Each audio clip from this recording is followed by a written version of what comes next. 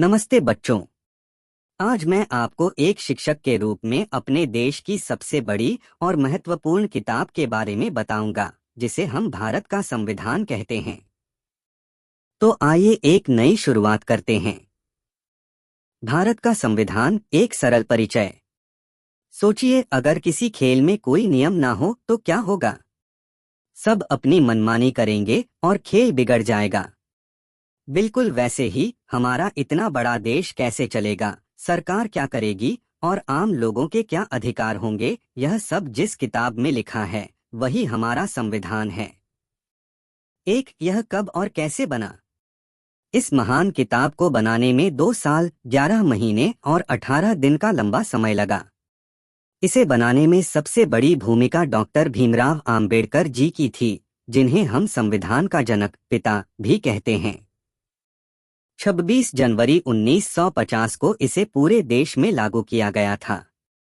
यही कारण है कि हम हर साल इस दिन को गणतंत्र दिवस, रिपब्लिक डे के रूप में बहुत धूमधाम से मनाते हैं। 2 संविधान की प्रस्तावना, प्रियम्बल। हर अच्छी किताब की शुरुआत में एक सारांश होता है।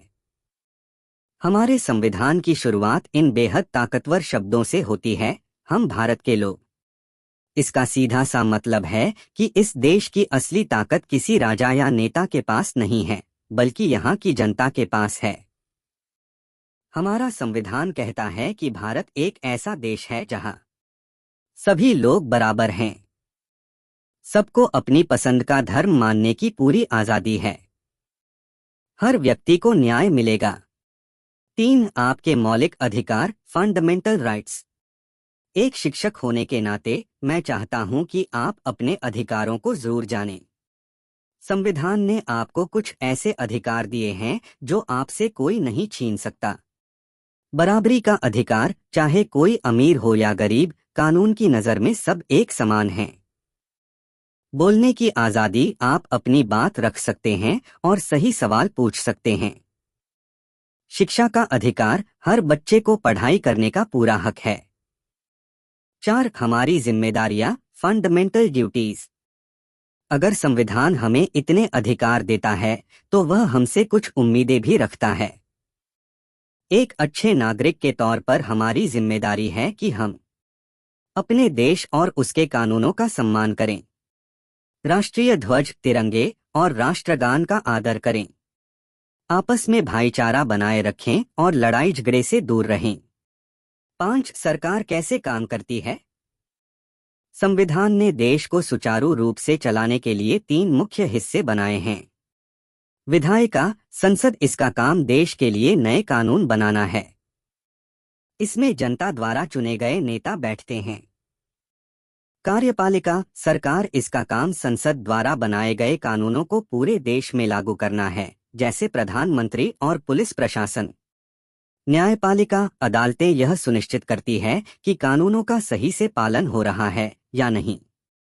हमारी सुप्रीम कोर्ट, सर्वोच्च न्यायालय, संविधान की रक्षक भी है। 6 लोकतंत्र का असली मतलब। संविधान ने हमें एक लोकतांत्रिक देश दिया है। इसका अर्थ है जनता का, जनता के लिए और जनता द्वारा शासन। इसमें सबसे बड़ा हथियार है आपका वोट। जब आप 18 साल के हो जाते हैं तो आप खुद तय करते हैं कि देश की बागडोर कौन संभालेगा। आज की सीख। मेरे प्यारे बच्चों, हमारा संविधान दुनिया का सबसे बड़ा लिखित संविधान है।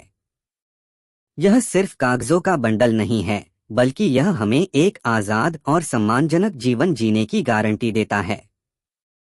याद रखिए, संविधान हमें जोड़ता है, तोड़ता नहीं। पार्ट 2। बच्चों, पिछले भाग में हमने जाना कि संविधान क्या है, हमारे अधिकार क्या हैं और हमारी सरकार के 3 मुख्य हिस्से कैसे काम करते हैं। आइए अब एक शिक्षक की तरह मैं आपको इस महान किताब के कुछ और पन्ने पलटकर दिखाता हूँ। ध्यान से सुनिएगा, क्योंकि यह बातें हमारे रोजमर्रा के जीवन से जुड़ी हैं। 7 सरकार का होमवर्क, नीति निर्देशक तत्व, डायरेक्टिव प्रिंसिपल्स। संविधान बनाने वालों ने केवल जनता को ही अधिकार नहीं दिए, बल्कि सरकार को भी कुछ जिम्मेदारियां दी। आप इसे सरकार का होमवर्क समझ सकते हैं। संविधान में कुछ ऐसी नीतियां लिखी गई हैं जिनका पालन करना हर सरकार का लक्ष्य होना चाहिए।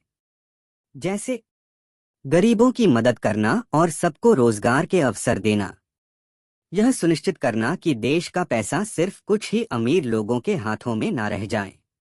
पर्यावरण, जंगल और जंगली जानवरों की रक्षा करना।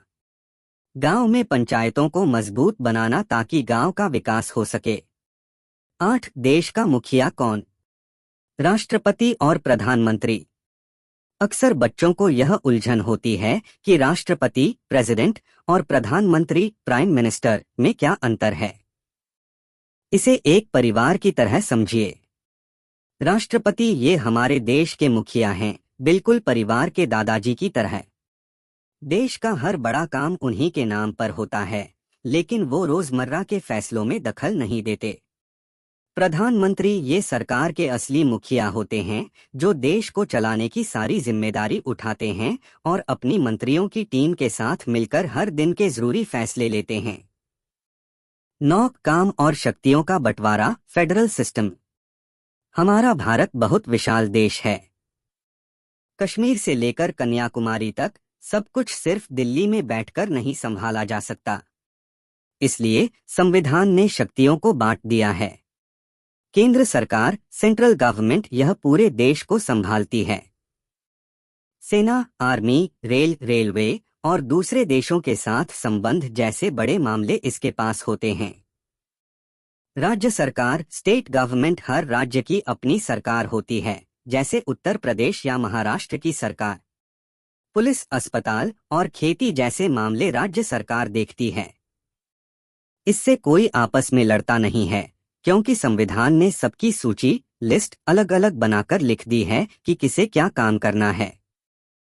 10. गांव और शहर की अपनी सरकार, पंचायती राज, म्यूनिसिपैलिटीज। संविधान की सबसे खूबसूरत बात यह है कि यह ताकत को सिर्फ बड़े नेताओं तक सीमित नहीं रखता। इसने आम इंसान को भी अपने गांव या मोहल्ले का विकास करने की ताकत दी है। गांवों में ग्राम पंचायत होती है, जहां सरपंच और पंच मिलकर गांव की सड़क, पानी और सफाई का ध्यान रखते हैं। इसी तरह शहरों में नगर पालिका या नगर निगम होते हैं। इसका फायदा यह है कि आपके घर के आसपास की परेशानी सुलझाने के लिए आपको दिल्ली या राज्य की राजधानी नहीं जाना पड़ता। 11. समय के साथ बदलाव, संविधान संशोधन, अमेंडमेंट। संविधान बनाने वाले बहुत समझदार थे। उन्हें पता था कि आने वाले समय में दुनिया बदलेगी, नई तकनीक आएगी और लोगों की जरूरतें बदलेंगी। इसलिए उन्होंने संविधान में एक नियम रखा कि जरूरत पड़ने पर इसमें बदलाव किए जा सकते हैं। इस बदलाव की प्रक्रिया को संशोधन, अमेंडमेंट कहते हैं। लेकिन यह बदलाव इतना आसान नहीं होता कि कोई भी सरकार अपनी मर्जी से रातों रात कुछ बदल दे। इसके लिए संसद में बहुत से सांसदों की सहमति की जरूरत होती है। आज का पाठ यहाँ समाप्त होता है। बच्चों, आज हमने समझा कि हमारा देश एक सिस्टम से कैसे चलता है। केंद्र से लेकर आपके गांव की पंचायत तक सब कुछ इसी संविधान की देन है। यह किताब एक जीवित पेड़ की तरह है, जो समय के साथ बढ़ता है और पूरे देश को अपनी छाप देता है। पाठ 3। बच्चों, आज हम अपनी संविधान की इस कहानी के अंतिम और बहुत ही महत्वपूर्ण पड़ाव पर पहुंच गए हैं। अभी तक हमने सरकार, हमारे अधिकारों और कर्तव्यों के बारे में जाना। आज हम जानेंगे कि जब देश में कोई संकट आता है या जब कोई बेईमानी करता है, तो संविधान हमारी रक्षा कैसे करता है। तो चलिए आज की कक्षा शुरू करते हैं। 12. न्याय का मंदिर, हमारी अदालतें, इंडिपेंडेंट जुडिशियरी। हमने यह तो जान लिया कि संसद कानून बनाती है और सरकार उसे लागू करती है। लेकिन अगर कोई उन कानूनों को तोड़े या सरकार कोई ऐसा नियम बना दे जो जनता के लिए बुरा हो, तो क्या होगा? इसके लिए हमारे संविधान ने न्यायपालिका, अदालतों की व्यवस्था की है। सबसे ऊपर दिल्ली में हमारा सर्वोच्च न्यायालय, सुप्रीम कोर्ट है। उसके नीचे हर राज्य में उच्च न्यायालय, हाई कोर्ट होते हैं। और आपके अपने जिले में जिला अदालत, डिस्ट्रिक्ट कोर्ट होती है। सबसे खास बात यह है कि हमारी अदालतें स्वतंत्र हैं, यानी उन पर प्रधानमंत्री या किसी भी बड़े नेता का कोई दबाव नहीं होता। अगर सरकार भी कोई गलत काम करती है तो अदालत उसे फटकार लगा सकती है और फैसले को बदल सकती है। 13 चुनाव का त्योहार, चुनाव आयोग, इलेक्शन कमीशन। हमने पढ़ा था कि भारत एक लोकतंत्र है जहां जनता अपना नेता खुद चुनती है। लेकिन क्या आपने कभी सोचा है कि पूरे देश में वोटिंग इतनी शांति और ईमानदारी से कैसे हो जाती है? इसके लिए संविधान ने एक विशेष संस्था बनाई है जिसे चुनाव आयोग कहते हैं। इसका काम है पूरे देश में बिना किसी भेदभाव, डर या बेईमानी के चुनाव करवाना। यह आयोग यह पक्का करता है कि चाहे कोई अरबपति हो या गांव का एक साधारण मजदूर, दोनों के वोट की कीमत बिल्कुल बराबर एक ही हो। 14 मुश्किल वक्त की तैयारी, आपातकाल, इमरजेंसी। बच्चों, जैसे कभी कभी हमारे परिवार पर कोई अचानक से मुसीबत आ जाती है, वैसे ही देश पर भी बड़ा संकट आ सकता है। जैसे मान लीजिए किसी दूसरे देश से युद्ध, वॉर शुरू हो जाए या देश के अंदर कोई बहुत बड़ा खतरा पैदा हो जाए। ऐसे मुश्किल वक्त से निपटने के लिए संविधान में आपातकाल, इमरजेंसी के नियम दिए गए हैं। जब आपातकाल लगता है तो पूरे देश को एकजुट करने और बचाने के लिए केंद्र सरकार बहुत ताकतवर हो जाती है।